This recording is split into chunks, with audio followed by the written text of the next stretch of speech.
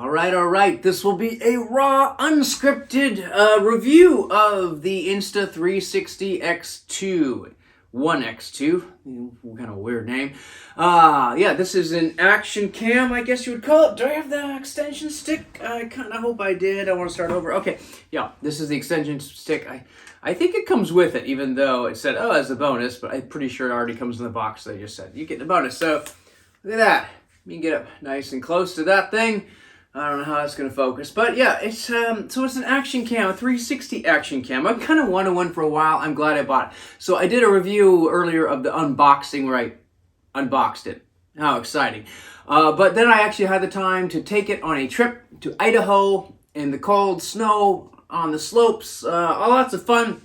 Looked at the footage and they were like 17 seconds long, 10 seconds long, 1 second long. And I'm thinking, well, that's kind of interesting. How do I get the full version? Because I would do it like 5 minutes at a time coming down the slopes. There is no full version. And I was like, what? What's going on? Where's my full version?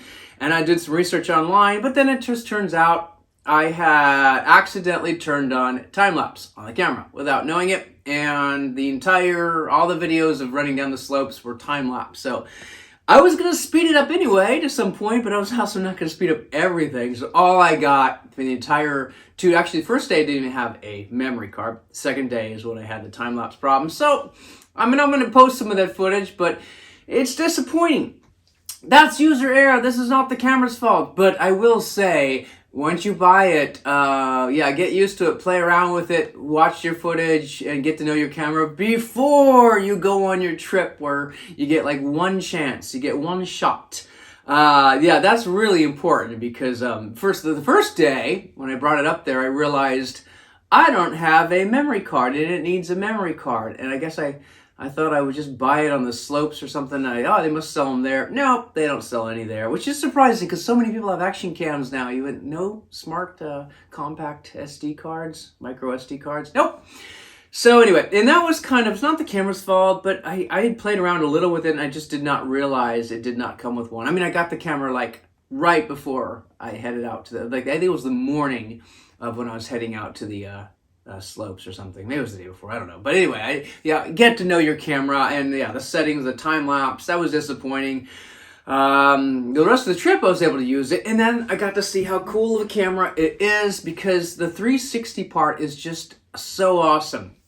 I'll tell you. Actually, one part that did work because it wasn't a movie was being in the gondola. I had 6 of us in there, 3 on one side, 3 on the other side, and I could just hold this up in the middle. Everyone look at it, smile, take a photo, and that was really cool because you can do a 360 and look around at everybody. So it really changes the dynamic. No longer do people have to line up like that. They can line up in a circle, and we did a few shots like that. So that is pretty cool too. And just having 360 footage. There was like a New Year's Eve party. Kind of put that up in the middle of the crowd above, and then you can kind of just look around everyone. It feels like you're just in the middle of the party.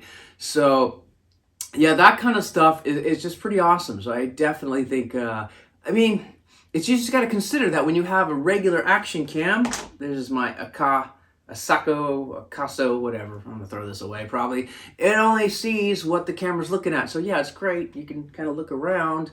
But what if you want to see yourself going down the slope? Then you have to have a stick pointed at yourself. But at the same time, you can't do both. And what if something cool happens on the side? You want to see the sunset? All these things you cannot do with this thing. You think, why even have something like this when the same effect you can have this? Now, you probably won't see these mounted on helmets as much. It would be looking really funny because, man, the size is like a huge difference. Although the GoPro one's a little more square. This one's just almost meant to be on the stick. But again, when you have the stick, you put it behind you and you kind of got a trailing shot and you put it in front of you and you got you. And plus, you can still turn it around and see it in front of you or likewise behind you. That kind of stuff's awesome. So yeah, I definitely think you'll see a lot more 360s and a lot less of these types guys just because, it's so limiting. And again, never, even if you do get one of these, get GoPro, do not get these knockoffs. I just find really bad experience. And plus, the older ones, you need the waterproof cage to go in, and that caused me some problems in Hawaii. The batteries, they don't last very long. I think this will last like 80 minutes or something. This is just...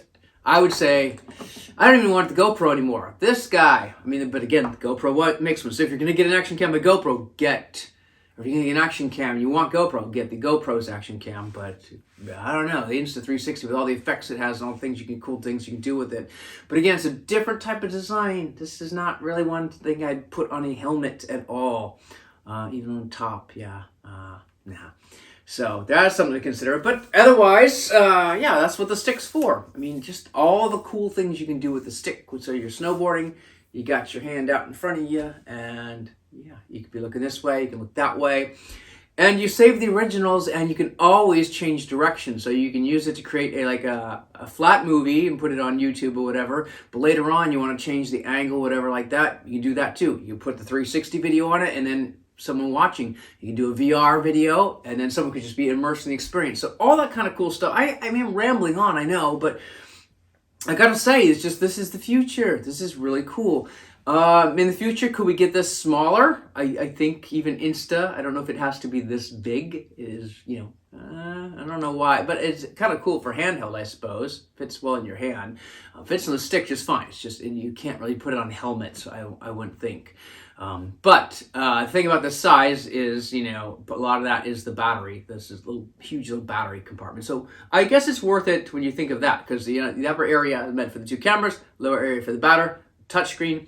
The compact flash card, I would say it's a little kind of weird how it kind of goes in. It's just, that's why I didn't even have one in there, because I didn't even know it had one. I thought it was onboard memory, but apparently not.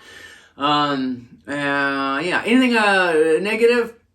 Remember, it's going to be sort of the same thing with like action cams. It's going to be a little bit bubbly, field of view because of what it's doing. Sometimes you're going to see the seam.